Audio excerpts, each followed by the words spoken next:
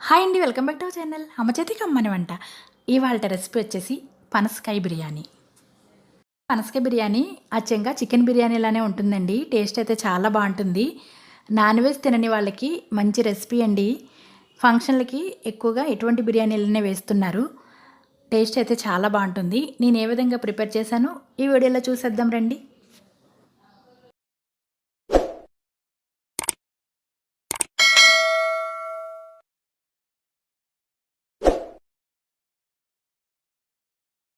పనసకాయలు ఇప్పుడు ఎక్కువగా అందుబాటులోనే ఉన్నాయండి. బయట మార్కెట్లో ఎక్కువగా దొరుకుతాయి. మేమైతే మా పొలాన్ని తీసుకొచ్చారనమాట. ఇది కూర పనసకాయ అండి. పనసకాయని కట్ చేయాలంటే పెద్ద ప్రాసెస్ అండి. అది జిగురనమాట. జిగురు అంటుకుపోతుంది.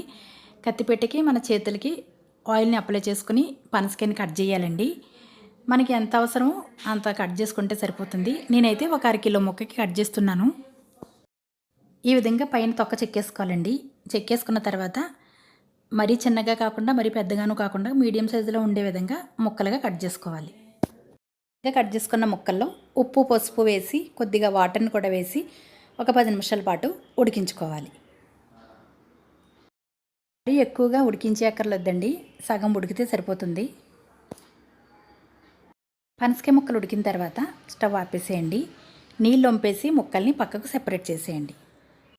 ముక్కలు ఉడికించేటప్పుడు మరీ మెత్తగా ఉడకక్కర్లేదండి, ఈ విధంగా ఉడికిస్తే సరిపోతుంది.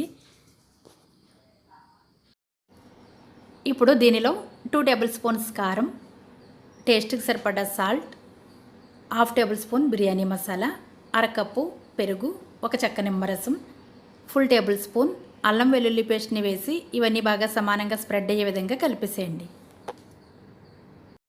సాల్ట్ని వేసేటప్పుడు కాస్త తగ్గించే వేసుకోండి. ఫస్ట్ మనం సాల్ట్ వేసి ఉడికిస్తాం కదా, ముక్కలకి ఉప్పు పట్టే అవకాశం ఉంటుంది కాబట్టి చూసి వేసుకోండి.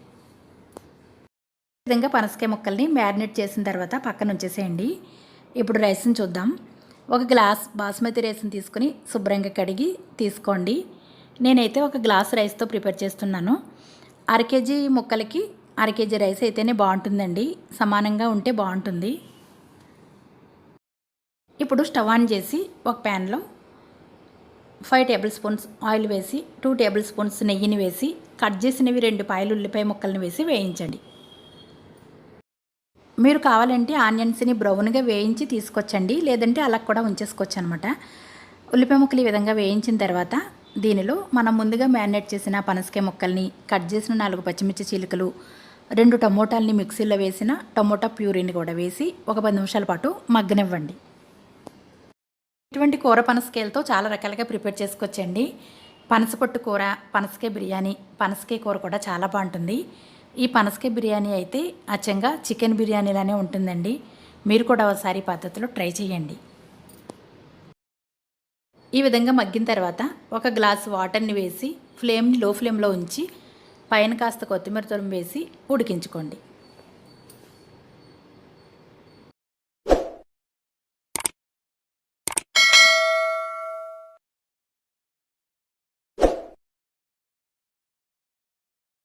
మరొక వైపు రైస్ను ఉడికించుకోవచ్చండి.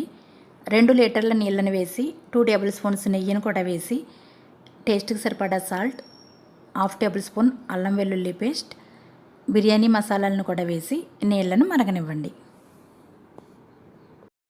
ఒకసారి కూరను టేస్ట్ చూసి ఉప్పు కారం ఏదైనా తక్కువ అనిపిస్తే చూసి వేసుకోండి. ఇప్పుడు ఎసరు మరుగుతుంది కదండి, మనం ముందుగా కడిగి పక్కనుంచిన బాస్మతి రైస్ను వేసుకోండి. మనం రైస్ వేసిన తర్వాత ఎక్కువగా ఉడికించక్కర్లేదండి, ఒక 80% అయితే సరిపోతుంది. పనసకాయ బిర్యానీని మనం రెగ్యులర్గా వాడే రైస్తో కూడా ప్రిపేర్ చేసుకోవచ్చండి. టేస్ట్ అయితే చాలా బాగుంటుంది. బాస్మతి రైస్తో కూడా చేసుకోవచ్చు, రెగ్యులర్గా వాడే రైస్తోనూ కూడా చేసుకోవచ్చు. రైస్ ఈ విధంగా ఉడికిన తర్వాత ఒక స్టైనర్తో తీసి కర్రీ పైన లేయర్లో వేసేయండి. రైస్ వేసిన తర్వాత పైన కర్రీని మనం కొంచెం తీసి పక్కన ఉంచుకోవాలండి. ఫస్ట్నే ఆ కర్రీని కూడా రైస్ పైన వేసేసేయండి. ఈ విధంగా పైన కాస్త కర్రీ వేసిన తర్వాత మొత్తం అన్ని విధంగా సమానంగా స్ప్రెడ్ చేసేసి పైన కాస్త కొత్తిమీర తురుము, నెయ్యిలో నేను పసుపు వేసి ఎల్లో ఫుడ్ కలర్ కోసం వేస్తున్నానండి, ఎల్లోగా రావడం కోసం వేస్తున్నాను అనమాట. ఈ విధంగా నేతిలో పసుపును కలిపి వేసి ఫ్లేమ్ని లో ఫ్లేమ్లో ఉంచి మూత పెట్టేసి ఒక 15 నిమిషాల పాటు అలా ఉంచేసేయండి. 15 నిమిషాల తర్వాత మూత తీసి చూద్దాం. చూడండి, రైస్ పొడి పొడిగా ఉడికింది, విరిగిపోకుండా పొడి పొడిగా చాలా బాగా కుదిరింది. అంతేనండి, గుమగుమలాడి పనసకాయ బిర్యానీ అయితే రెడీ అయిపోయింది. ఇటువంటి బిర్యానీలోకి కర్రీలు కూడా ఏమీ అవసరం లేదండి, ఇలానే తినేయచ్చు. టేస్ట్ కూడా చాలా బాగుంది. మీరు కూడా ఒకసారి ట్రై చేయండి. నాన్ వెజ్ అంటే ఇష్టం లేని వాళ్ళు వెజ్ బిర్యానీలని ఈ విధంగా ప్రిపేర్ చేసుకుని చక్కగా తినేయొచ్చండి.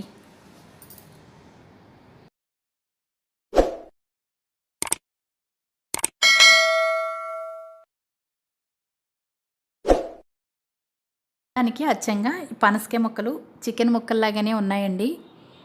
రైస్ పొడి పొడిగా విరిగిపోకుండా చాలా బాగా వచ్చింది. టేస్ట్ కూడా చాలా బాగుంది. మీరు కూడా ఒకసారి ఈ పద్ధతిలో ట్రై చేయండి. ఈ వీడియో కనుక మీకు నచ్చినట్లయితే లైక్ చేసి మీ ఫ్రెండ్స్కి షేర్ చేయండి. Thanks for watching.